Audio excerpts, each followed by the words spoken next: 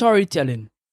It's the way we create films, it's the way we write books, it's the way we document our lives. Hello, everybody. Welcome to yet another episode of the Game Changers podcast. My name is Quincy, and it's a pleasure and privilege to be here with you, as usual. My next guest is a master storyteller in his own right. His name is Imran St. Brice, and it's my privilege and pleasure to introduce him to you. How you doing, man? I'm good. I'm good. What's up? I'm great, man. Happy to have you on. Yeah, at long last. Yeah, yes, at long last.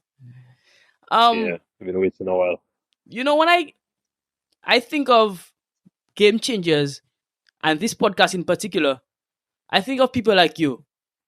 People who are pushing themselves to their limit and Mhm. finding opportunities outside of the box. Right. Tell the people who don't know you a little bit about yourself. Well, the name is Imran St. Brice, founder of Nami Film, which is a film production company that I started, I would say, about 4 years ago, but I only really started taking it as a business venture, as a business, like a serious business, as of let's say the past year or so. But originally it started off as a basically you can kind of call it a brand for the short films that I would make. So, Okay. everything would be under the Nami Films banner. Um, yeah, but it has then since evolved into a production company that does other things as well. I mean, that's more about my business than me, but yeah, I would say I'm a writer, video shooter. I play the guitar. Yeah, it's a few other things that I do. Got you. Yeah, we as Yeah, entrepreneurs normally, speak about our business when we're describing ourselves. So I get that, man. I get that a lot. yeah. It's become so much of what I do now. It's like it's just kind of automatic. Yeah, it's a part of you, and Yeah. that's natural. Okay, hmm so where did it all start for you? When did you decide that this is the path that you want to go down? Um, I would say at different stages there were different moments of realization. Hmm. Like I said, I'm a writer. I realized that I was really good at English in like Form 5, just on my way out of secondary school. And so Hmm. I started writing poetry, short stories, and stuff. And then every time I would write, I would kind of visualize what it is I'm writing about. Right. So if I'm writing about the beach, I would see like very clear images of what I think, it would look like. And I mean, I didn't know anything about filmmaking at the time.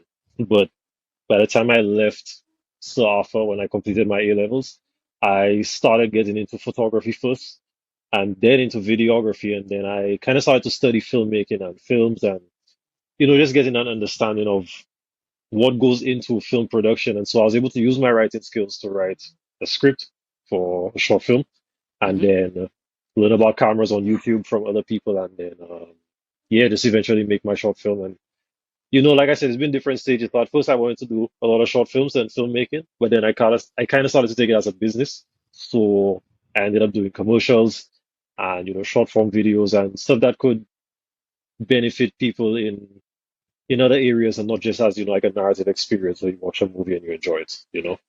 Nice. Nice. So I heard that you were basically a storyteller. You're a storyteller from the very beginning.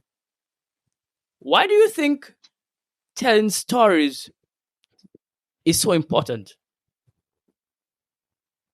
I mean, most of what cinema and I mean movies are is real life. Right. You have an experience to say. I mean, it may not be the best example, but let's say you have a traumatic experience Hmm. and you kind of want to share that in a way that other people can relate to and not feel alienated by. A Right. lot of times you get that done through a movie or through, some Hmm. sort of story, whether it be writing or visual. And it's really just a form of self-expression. And for me, at least when I watch certain movies, it does bring out certain emotions. If it's a sad movie, I tend to feel that as well. If it's a comedy, you laugh, obviously. I mean, that's just human nature. So I feel like we connect to stories in that in just that way. I mean, whether like I said, whether it be films or writing, is something that we can connect to as like human beings, as people, social beings. Right. Yeah, and it also, I guess, pays to be a storyteller because you can kind of write your own narrative. You can kind of shape your own destiny in that way. What is your creative process like?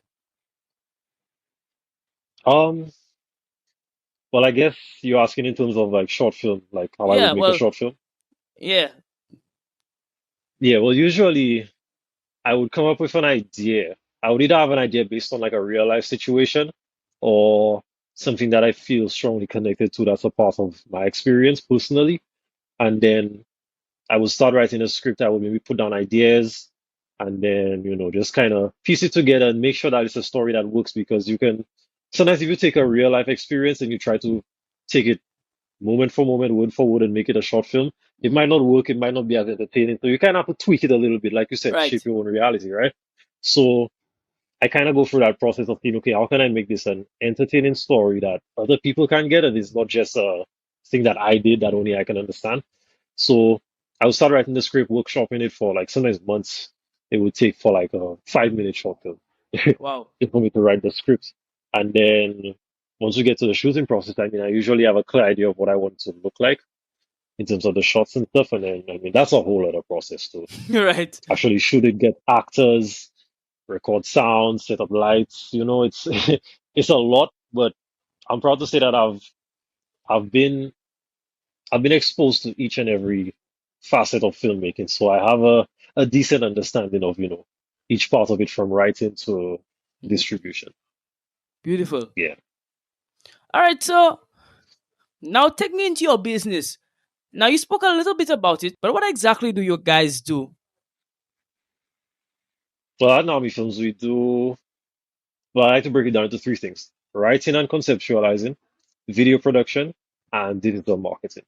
Mm. So it's one thing to say, okay, I can shoot a video for a client, but like I said, in my skill set, being a writer, I try to use that to my advantage. So I'm able to come up with interesting ideas, interesting concepts on paper, and then execute it on video.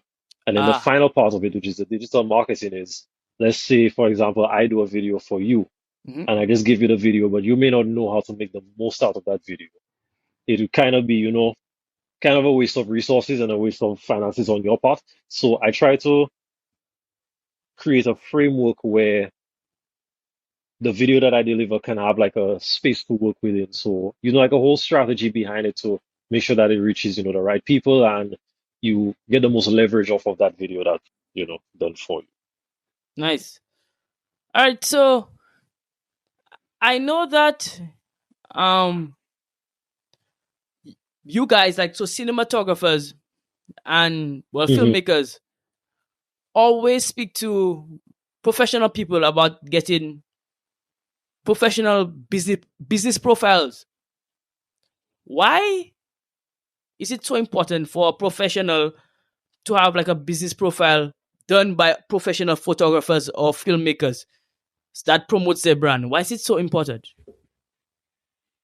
But it's important because, I mean, we pay attention to the things we look at. So let's say, you walk into a store and someone is selling pastries Right. and the floors are dirty, the tiles are cracked.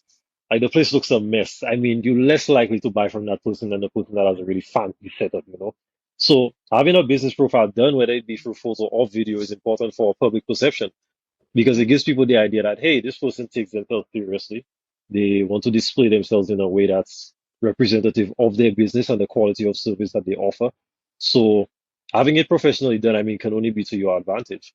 If you have a nice business profile that's done for you via video where, you talk about what you do and that kind of thing, it can go a long way in telling people that, hey, this person looks serious, this person looks professional. That's the kind of person I want to go to for my business. And like I said, it can only benefit you in the long run. Makes sense. Makes Yeah. absolute sense. Yeah, so you sell yourself through that profile. Yeah. Because like I said, we're observant. We like to see things and know what it is we're getting into. So if Nice. we get a good first impression, then it's better for us.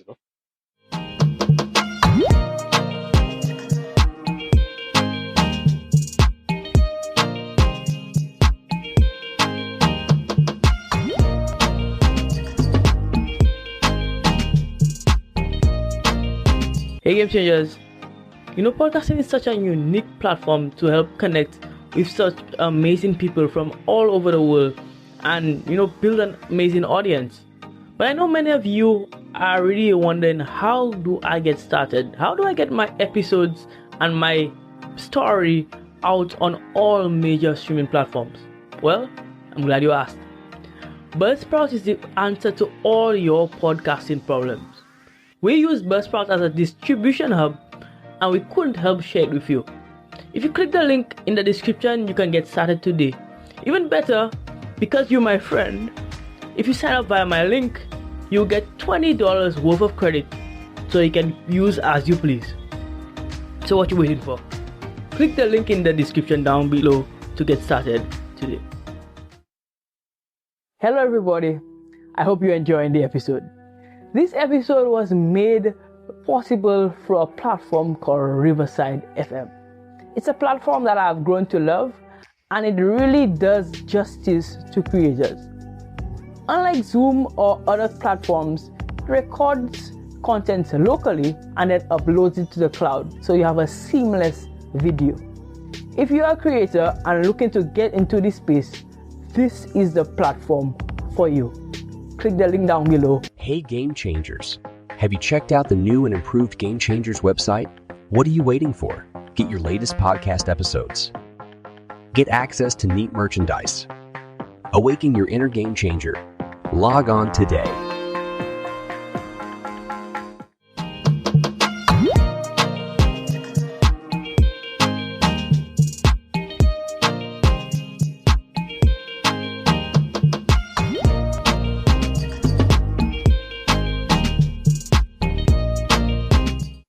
Interesting. Yeah. All right. So we're moving along. I'm liking where the interview is going thus far. It's moving very smoothly. So I know that people like yourself are inspired by others. Who inspires you? It's a big question. Yes, it is. Um, there are so many, like, I try to pull inspiration from everything if I'm being honest. Okay. Even if it's a video that I may not like as a whole, there's something that I can find out. I'm like, hey, you know what? I like that. Like that was well done, or that was a nice idea. And I mean, really, all of art and creativity, well, if I can put it that way, is just copying each other, you know? Right. It's true. It's just putting different pieces together to make your own puzzle, basically. Mm-hmm. But to answer the question, who inspires me? In a business sense, I wouldn't say that I have any like one particular inspiration because, like I said, I pull from everything. Mm-hmm. But as a filmmaker, as a narrative filmmaker, I would say my biggest inspiration would be the writer director Christopher Nolan, All right. who's made movies like The Dark Knight, Mm-hmm. Inception. You know, when I started off my filmmaking journey as making short films, that was the person that I would always watch and try to imitate. In fact, if if you know his movies well enough, you can watch some of my earlier work Until and see how much yeah. I've ripped off from his movies. Right. Yeah, so I would say that's probably my biggest inspiration as a filmmaker, as a storyteller on a whole, Mm-hmm. really. Yeah. Beautiful. Now, your business name sounds very interesting, and I know there's a bit of a story behind that. Where do you get that name from? If you would tell us. I almost don't want to say it because I kind of like seeing the look on people's faces when they realize what it actually is. Right. It's just I just always get a kick out of it. But I guess I can say here it's nothing really complicated. Nami Films. Nami is my first name backwards. Yes. I realized that. I said, but, well, initially I said, that's such a cool name. I wonder where you got it from. It sounds very exotic or something like that. And then I said, but wait, that's just Imran backwards. Yeah, when you watch it close. Yeah, somebody actually told me that they were like, they thought it was like some kind of African influence, Right, that's how it sounds. and I get and I'm like, oh wow, really? Like, nah, it's just my name backwards. That's it. Got you. Yeah, there's actually a whole meaning behind it. I mean, behind the foundation of it, but I don't really carry it on. Okay. It was based on a drawing that I did when I was in like Form 5. Mm-hmm. It was a similar pyramid thing, but it was upside down. And I kind of had like, my own little definition to it based on a poem that I wrote Okay. together with it. And I think that's kind of what inspired the logo itself, like, the pyramid. Mm-hmm. So yeah, that's just a little backstory to it, but it's not really relevant to what it is today. All right. Understood. Yeah. Understood. Wow. So you can see how simple things become so meaningful when we look at it from a creative perspective. Yeah, yeah, for sure, for sure. Yeah. And I guess it's all about angles again. How you perceive Hmm? things. Yeah, And yeah, Mhm. yeah. Yeah, interesting. Yeah, a lot of creativity is based on that, how you look at life. I mean, your perspective on life will not be the same as someone else. So you can create something that means a lot to you and other people who see things the way you do, but to somebody else it may not mean much. And I mean, that's just the way life is. It's the thing. Like, you can't really please everybody. You can't make something that everybody will love and everybody will Absolutely. like. Yeah. That's very true. Okay, Imran. So we're moving on to my personal favorite segment of a Game Changers interview. It's called the Quick Hitters. Now, the Quick Hitters Right. is a segment that goes by very quickly. My questions will be rapid fire questions. So answer them in 30 seconds or less if you can. If you don't answer it in 30 Okay. seconds or less, I mean, we won't penalize you. But I mean, Yeah, no pressure, no pressure. try it.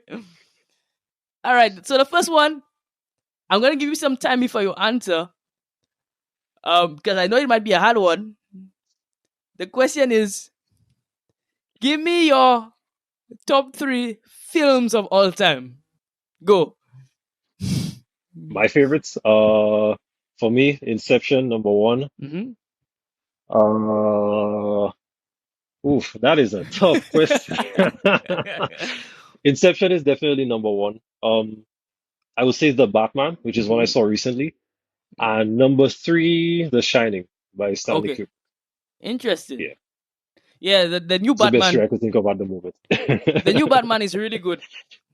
It's really, really Yeah, yeah, good. yeah.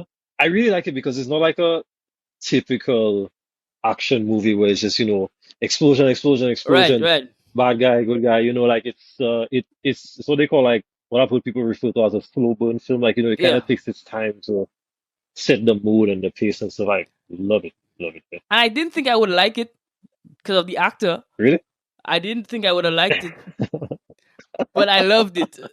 So it Was it surprised because of me. Twilight that you thought you wouldn't like it Yes, because of him? yes, yes, that's Yeah. exactly why. I was a hater from the beginning. Yeah, I was just a hater. Personally, But I it was was never pretty a good. fan, but yeah, I was never really a fan of Twilight or anything. I never really like watched the whole movie, I think. But when I saw Robert Pattinson in Tenet, which is another film by Christopher Nolan, Right. could have probably made one of my top three, to be honest. When I saw that, I was like, like, this guy has range. Like, like, it's good to see him, like, in a different light, something that I can appreciate. Right. So when I heard he was in the Batman, I was like, yeah, easy. Like, I think he has that, and yeah, Right. it was good. Great. So you answered the question in 30 seconds or less, but you realize that, there was a little bit more in it. Yeah, yeah, yeah, yeah. All right. Yeah. So my next question, I like to ask this question to my Mhm. tech guests. Apple or Mhm. Android? And why? 30 seconds. Uh, I'm kind of in both camps at the moment, but I would say Android. I use an Apple computer, but I'm pretty set on using Android as my main phone, that is. Got you. Yeah. Interesting. And my final quick hitter question, who would you like to see on Game Changers? The catch is, however, before you answer, Mhm. you have to get this person or help me get this person on the podcast. Okay, it shouldn't be too difficult. Okay, the person I would like to see on Game Changers is my partner, Akeem the Dream Photography. Okay. Yeah, he started photography, I think, maybe just over a year ago. And from the time he posted his that he got a new camera, I was like, hey, welcome to the club. And since then he's been just doing his thing, doing photography, and I've been seeing improvement in his work. So I really think he should be, next up on this. Yeah. Great. I think I've heard that name before. Some other guests had suggested him. I didn't get him on yet, Oh, really? but Nice. the fact that it was suggested twice, he should be here. I'll try my best to persuade him. Please, please, please do. All right, Imran. So we're moving on to the back end of the interview. Mhm. You're based in St. Lucia. Yeah. What do you believe can be done to improve the arts in St. Lucia? Hmm. I mean, the easy answer is so much can be done. But to be more specific, I think, okay, let me take it from like my own perspective. Right, For me, if if every creative person does gets better at their craft and does, really well, like exceptionally well in their field, I feel like it would it would almost demand the support of the higher powers and the higher ups, the bigger bodies and stuff that help facilitate these kinds of things. right. Because for me, if I'm a filmmaker and I don't know my craft, I don't know how it is I go about making a competent and coherent video or art piece or whatever it is, then people aren't going to be interested in my work. It's just going to kind of sit there and I'll just be making it for myself because I'm the only person who likes it or understands it or thinks that is good. So I really feel like the best way for us to improve, the whole art situation in St. Lucia is to get better at our craft. One of Mm-hmm. the things that was very important to me starting off was recognizing what good work looks like. So watching good movies and seeing what they look like, and then watching my movies and cringing a little bit and seeing like, Right.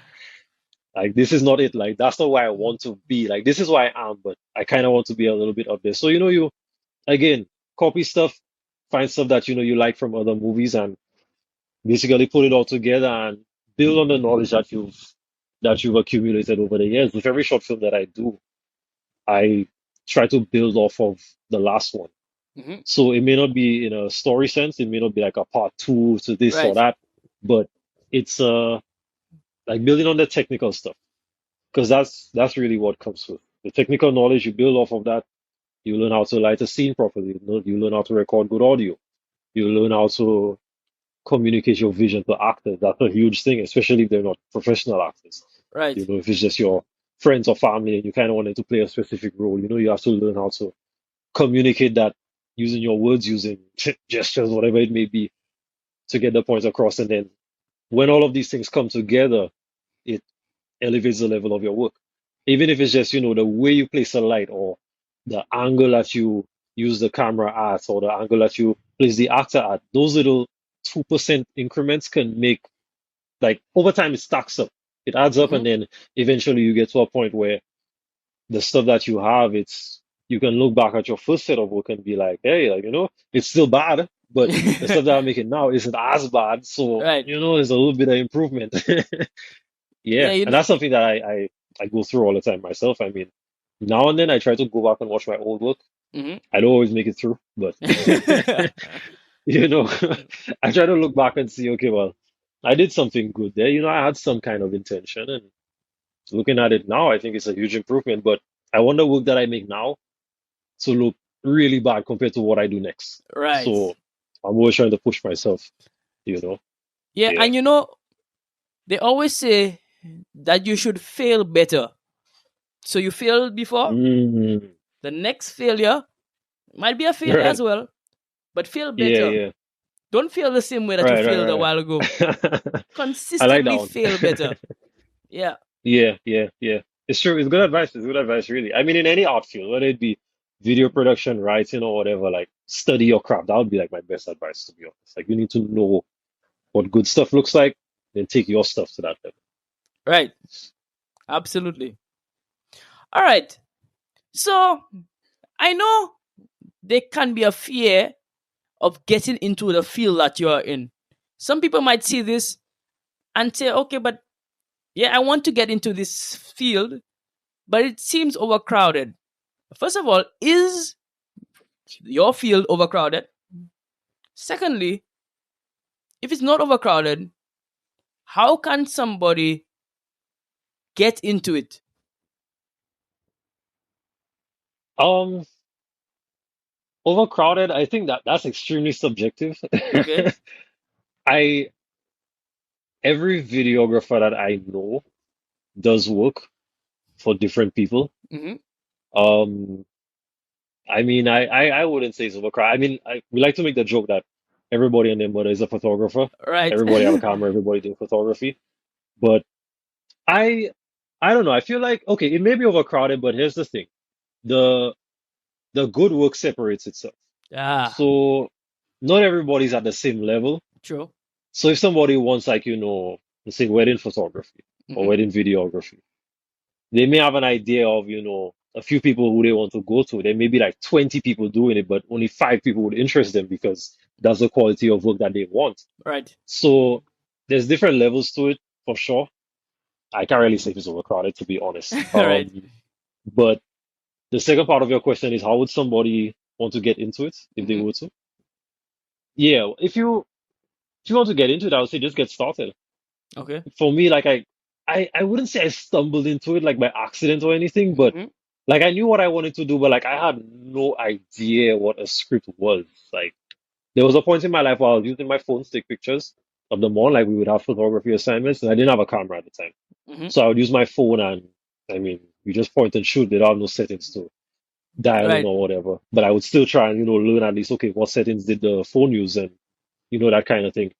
And I always knew, okay, I wanted to make videos to the poetry that I would write, but I had no idea what the script was. I had no idea how to get started, how to, like, I had no idea like what the steps were. I just thought, okay, I'll just point my camera at something and, hope it Right. works. And, and yeah, like eventually I think I just ended up Googling, screenplay scripts. Then I found the script, I see what it looked like, and I'm like, oh, why did like it doesn't look like a story where it's like, line one, line two, left to right. I would sometimes show a client a script or a screenplay and like they're just like, oh yeah, it's good. Like I know they don't understand what it looks like or what it does Right. or what it like, says because of the format. Like it looks really weird. But like I had to educate myself on what that was. Mm-hmm. And the biggest resource we can use is between Google and YouTube. So Right. there's really no excuse. I kind of wish back then, like in 2015, 2016, I just Google how to make a movie or how to make a video. Right. I would have probably saved myself so much time because I was just kind of, trying to figure it out myself. And then I realized, hey, I can Google it. And if I take my time, educate myself properly on what it is and become knowledgeable on it from, reputable sources, then, I wouldn't say I would have been a lot further off, but it would have just been a little easier learning how to get that stuff done. So, there's no fear to it. You need to understand what it is you want to do. Just Google the rest. Yeah, I After agree. that, it's up to adding your taste and Mm-hmm. your own style to what it is you do. But there are certain rules, rules you should learn, and then see where you can break it, where you can be flexible, and so on. Right. So set your Yeah, a foundation for yourself and build off that foundation. yeah. Always build off of it. Don't throw away what you've learned before. Mm-hmm. Unless it's like just bad advice. But yeah, Absolutely. I will have to agree with that. All yeah. right. So somebody's looking at this and is interested in your work, wants to collab with you. How can they get in contact with you? I would say Instagram is probably the quickest way to get in touch with me. As far as like, for the public. Right? Um, but my Instagram is at Nami Films, just Nami Okay. Films, and the website www.namifilms.com. And yeah, you can pretty much see, I wouldn't say most of my work, but my best work is what I try to keep on my website because I don't want Right. to have too much on it just for the sake of, for me, it's quality over quantity for sure. Mm-hmm. But yeah, Instagram would be the best place to reach out. Perfect. And we'll leave, as per usual, the links to all your social media and your website in the description so people can have easy access. Much appreciated. Absolutely. All right, Imran. My final question to you. Where do you see Naomi Films going in the next 5 years? Mm. I've asked so many people that question in life. It kind of feels new hearing it for myself. um, you know, I wouldn't say that I know what I want to keep doing and I know I have a plan, but Mm-hmm. I don't really get too specific with what it is I want for myself, like, in the next 5, even maybe 2 years. I know I definitely want to keep producing videos. I mean, what I would like for myself is, if I were to just answer the question straight, is maybe to do more of what I'm doing, but on a bigger scale. So more commercials, more cinematic videos Mm-hmm. for different brands. I'm interested in the idea of working within the region, not just locally. But everything in its own time. I'm working towards, I'm just working towards getting better, and then whatever falls into place, falls into place. I try not to get too hung up on, certain plans and timelines. I just try to push as much as I can to get, I wouldn't say everything done as soon as possible, but I try to keep myself on my toes with my goals and achievement. Absolutely. That makes perfect sense, Yeah. bro. I mean, I may want to get back into short films and stuff, but it may be like a once in a while kind of thing, Right. not a staple. Got you. Yeah. Makes a lot of sense. Mhm. Okay, Imran. This has been such an amazing sit down interview. Firstly, I want to thank you Yeah, for yeah, coming for on. sure. Um, Yeah, your my pleasure, my pleasure. your insight was amazing. I learned as a creative, and I know other creatives or just other interested people out there would have learned from you. So thank you for Hopefully coming. so. Yeah. Hopefully it was a good contribution to the impressive resume that you've already built up. I'm trying, man. I'm trying. I'm trying. Yeah, yeah, yeah. All right, guys. Mhm. This has been yet another Game Changers episode. And to thank you for coming on. Thank you for listening. And remember to like and subscribe. Also, remember that Game Changers is available wherever you get your podcasts: Apple Podcasts, Spotify, Google Podcasts, wherever you get your podcasts, including Gaana. Gaana is the number one podcast distributor in India and the subcontinent in general. So if you're on Gaana, if you have access to Gaana, listen to Game Changers on Gaana. We look forward to hearing from you. Anyhow, as per usual, I'm signing off. And as usual, stay hungry. Bye bye.